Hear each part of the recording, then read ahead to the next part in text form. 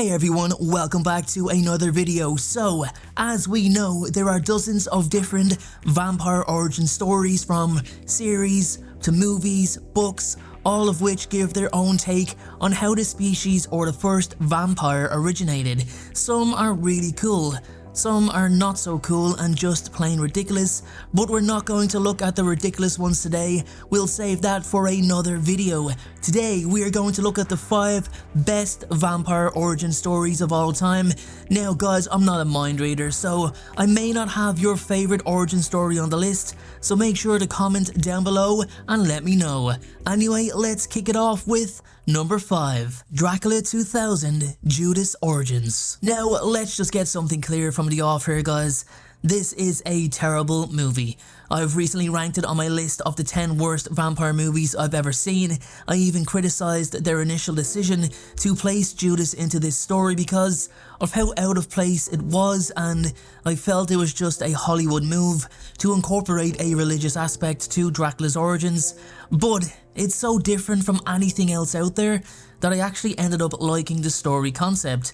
Initially I thought, did they really do this? But after thinking about it, I thought, well, it's pretty original.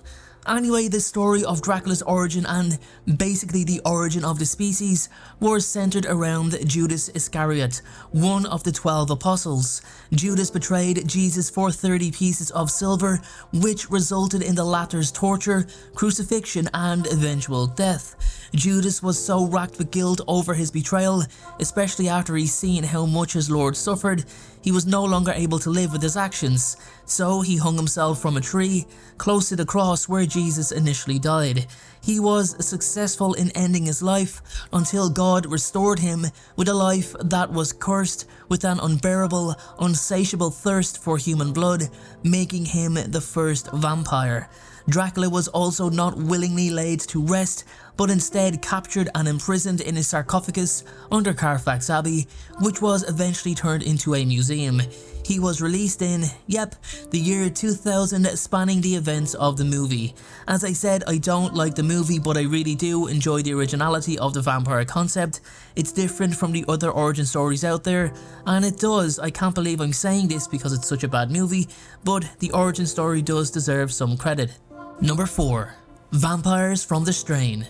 Now, the vampire origin story from The Strain is hands down one of the coolest stories in all of vampire lore, as is the whole Strain universe. If you ask me, I personally believe that The Strain is the most underrated, underappreciated vampire franchise of all time. Yeah, I've said it. Everything about this series is so fresh and has such a different take on the overall aspect of vampires. I love how the vampires are portrayed as human shells, inhabited by a parasitic-like virus that completely rewrites the host's DNA and changes its entire internal and external infrastructure.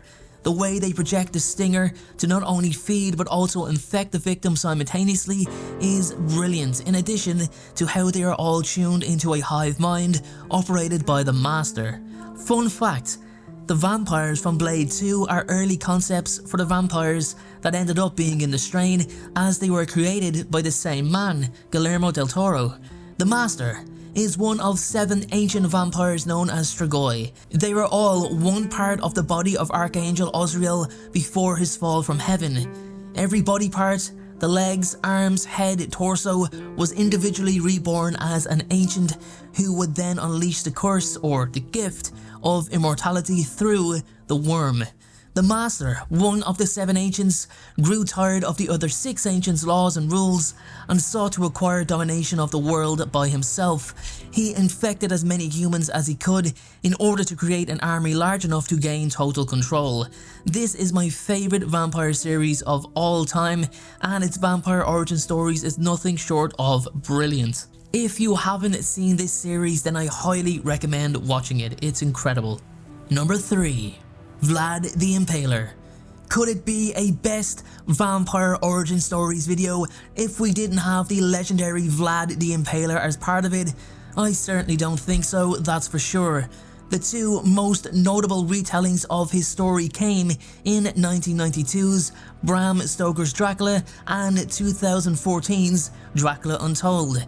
In Bram Stoker's Dracula, Vlad rejected God after the death of his beloved wife Elizabeta.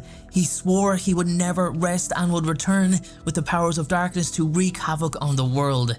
He meets the reincarnation of his wife Mina and vows to win her over by any means necessary. It's a brilliant concept, brilliant movie, and it really humanizes Dracula for the first time on screen.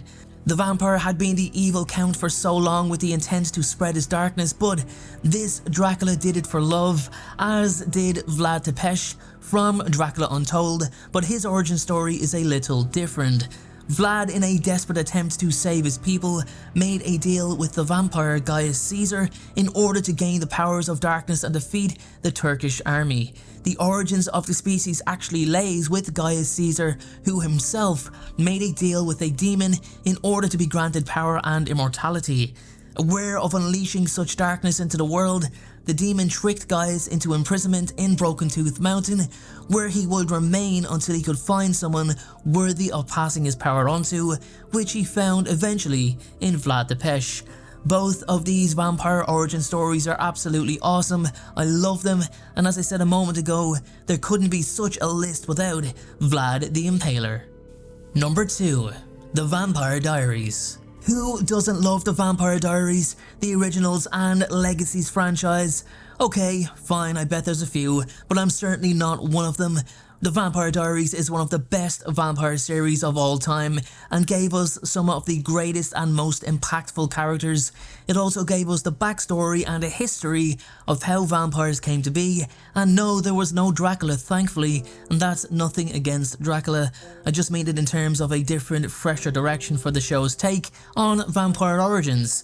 Now, the species originated with the Michelson family, better known as the Originals, hence the name. In a desperate attempt to protect his children from harm after losing one of his sons, Father Michael Michelson forced his witch wife Esther to perform an immortality ritual for his children. The spell was cursed by the spirits of whom Esther drew her power, as cheating death is a violation of nature's laws. The 5 siblings then had to die in order to be reborn again, but had to endure the very severe consequences of an insatiable thirst for blood. They were given a weakness for every strength, and it's a fascinating take on vampires due to the amount of detail it goes into.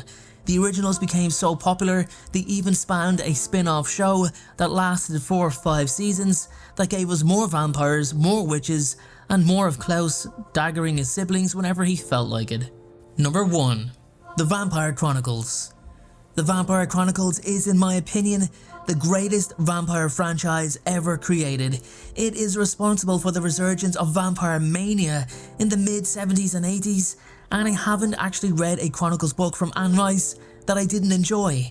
Anne's take on the origins of vampires is, like many on this list, completely different, completely fresh.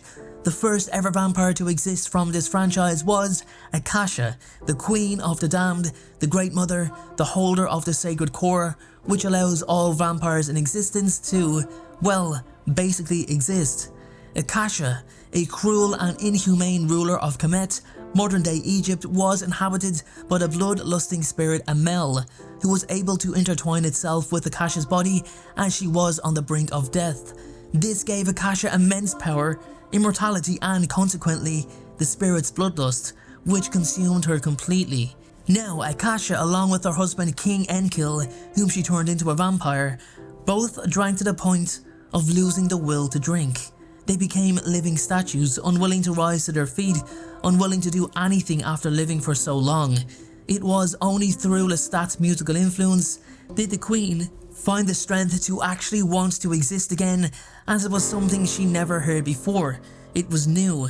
Akasha then revealed her plan to eradicate all men from the world, leaving just enough to repopulate when needed.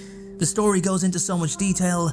There's a lot more to Akasha that you can discover in the Queen of the Damned book, which is a fantastic read, but unfortunately not a fantastic movie.